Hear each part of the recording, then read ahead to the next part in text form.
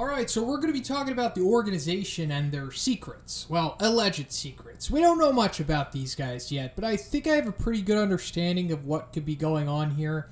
And I think this topic is especially relevant right now, considering we've finally seen what Drive Knight is capable of in Chapter 118, and he is ridiculous, which means the organization by proxy is ridiculous as well.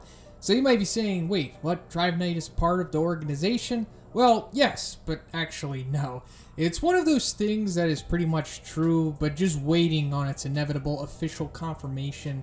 I made a video connecting all of the dots for this storyline, so if you haven't watched it yet, please check out my video, The Drive Knight Double Agent Theory. So what is the organization? Well, it's this mysterious group of robots, or just mechanical beings, we'll say, because one of them appears to have like a brain, and we'll just go into him later. And so far, their main motivations have been to fight strong opponents and collect data. That's pretty much it. So why are they doing this? Well, likely in order to become stronger. And why are they trying to become stronger? Well, it's not clear yet. We don't know what their ultimate goal is.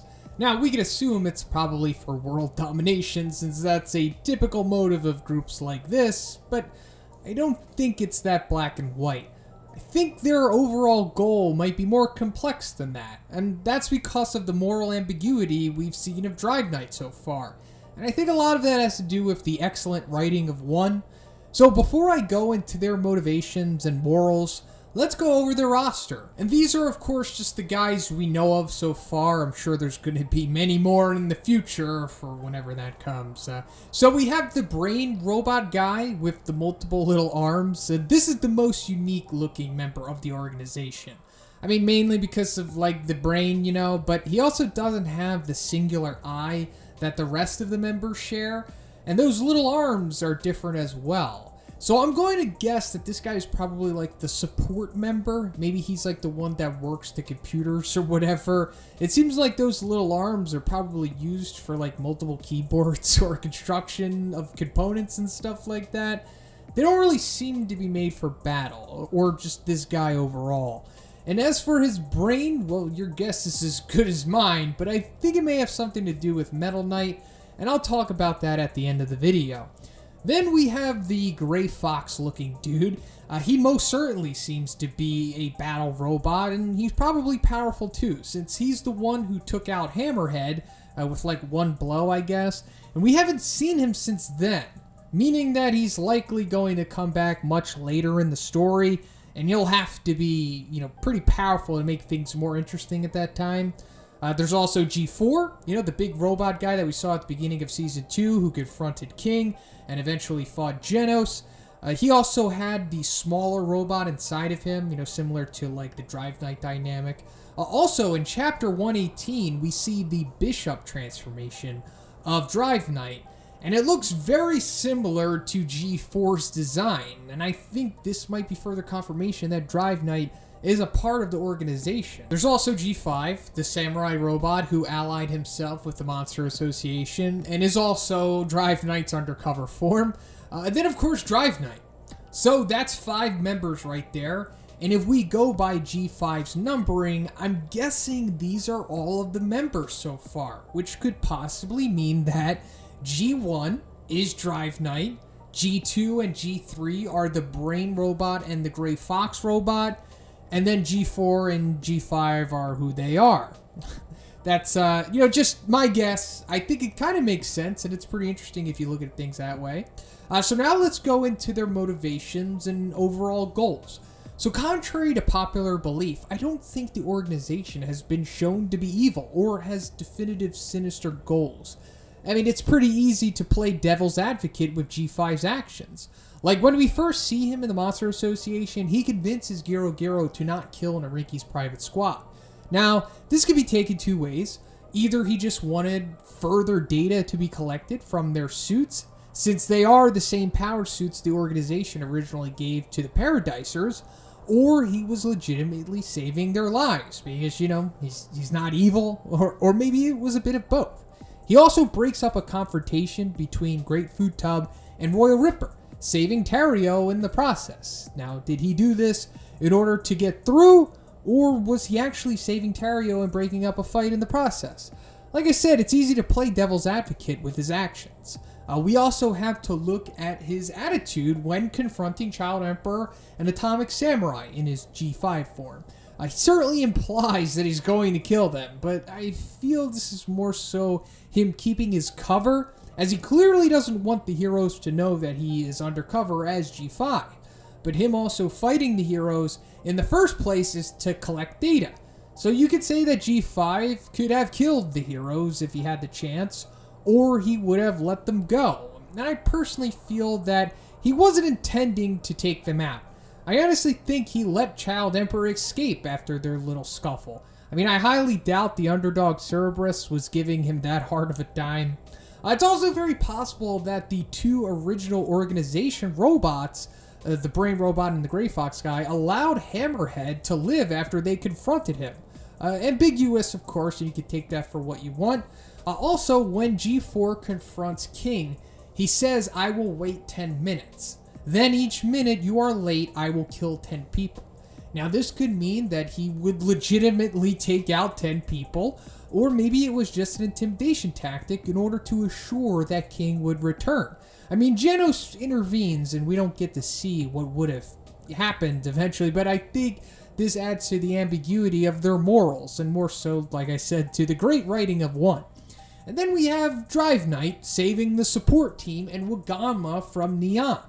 This could also be looked at two ways.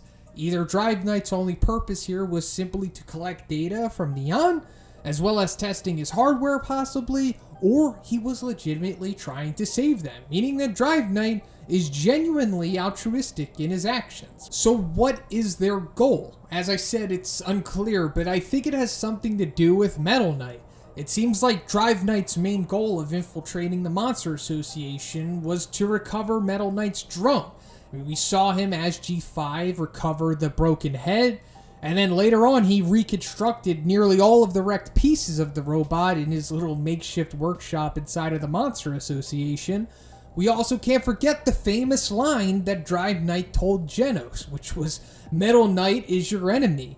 And Genos didn't really seem to have a hard time contemplating that, considering that Genos did have history with Metal Knight before that. He saw the weird way that he handled the whole meteor situation, so that was like the first seed of doubt originally about Metal Knight with the audience, as well as just Genos as well. So this means that Drive Knight knows something about Metal Knight that everyone else doesn't. It's very possible that one of the main goals of the organization is to take down Metal Knight, but they're just not currently powerful enough yet, and maybe that's why they're gathering so much data. I mean, I'm sure there's other motives to that too, but it just seems like Metal Knight is one of their main focuses, at least right now. So my theory about Drive Knight and the origin of the organization is that Metal Knight accidentally created them. I think he was probably working on some kind of AI or something along those lines, and something happened and it gave birth to Drive Knight. And then he eventually went rogue and escaped somehow and created the organization, and eventually became the Drive Knight that we know now. Similar to the birth of Ultron from the MCU, with Tony Stark, and I think Hank Pym made him in the comics. Instead of, Ultron being like evil, Drive Knight became a good guy. And like I said, it's possible the Brain Robot is someone that was connected to Metal Knight. Maybe it was one of his assistants, because we know he at least had one in Child Emperor, so maybe it was a former assistant that he killed, maybe, and Drive Knight recovered his body and made him into a cyborg to join his side. Yeah, I know this is crazy speculative stuff, but, it's something to think about. But Drive Knight possibly being developed by Metal Knight means that Drive Knight could have been privy to Metal Knight's ultimate goal, which is probably something sinister. I mean, we already established that there's something more to Metal Knight, and he's probably not a good guy. Metal Knight drops a few hints at him possibly being evil a few times.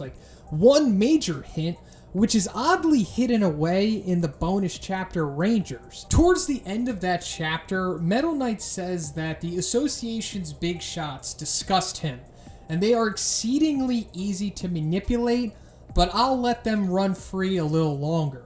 So that right there is huge. And like I said, it's weird that this is hidden away in a bonus chapter, but this is certainly showing that there's probably something really sinister to Metal Knight and what his overall goals are. And I'm sure if anyone has the, final goal of world domination or just absolute control, it's probably Metal Knight, and maybe the organization is probably trying to stop that, but maybe establish their own control. So to finish this video off, let me go into some webcomic spoiler stuff, because I know you guys probably want me to touch on one of those big things that happens in Chapter 97. So if you don't want to know what's going to happen, I suggest you check out now.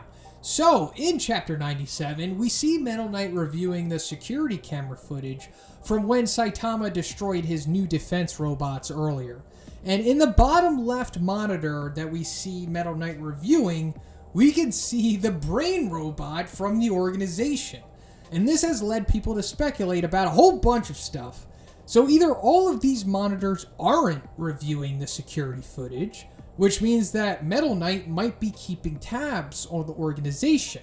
Or it could mean that he's in control of the brain robot, which would kind of be weird that he has, like, the perspective of the brain robot and not the brain robot's perspective.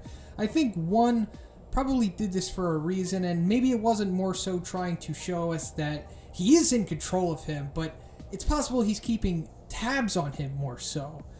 But, it also means that these monitors are all of the security footage, which I think is the case here. And this means that the brain robot came to recover the broken robots, similar to how G5 recovered Metal Knight's drone from the Monster Association. So I think this footage is just showing that the brain robot was there, picking up the broken stuff after Saitama destroyed him. Like, I personally think that's what's going on here.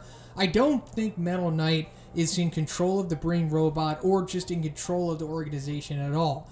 It's possible that Metal Knight doesn't even really know about the organization. Like, I think that's a possibility too, but that's pretty much it for the video. Let me know what you think about all of this, guys. So much to speculate with the organization, but like I said, we are so close to the big reveal of Dry Knight being a part of them. So let me know what you thought about all of this. Where do you think it's headed with Metal Knight? What do you think the goal of the organization is? Do you think they are good, or do you think they are bad, or maybe they're somewhere in the middle? If you liked it, please give it a like. I also have a Patreon. It gives you access to a weekly Q&A, and if you haven't already, please subscribe as well. Have a great day, and I'll see you in the next one.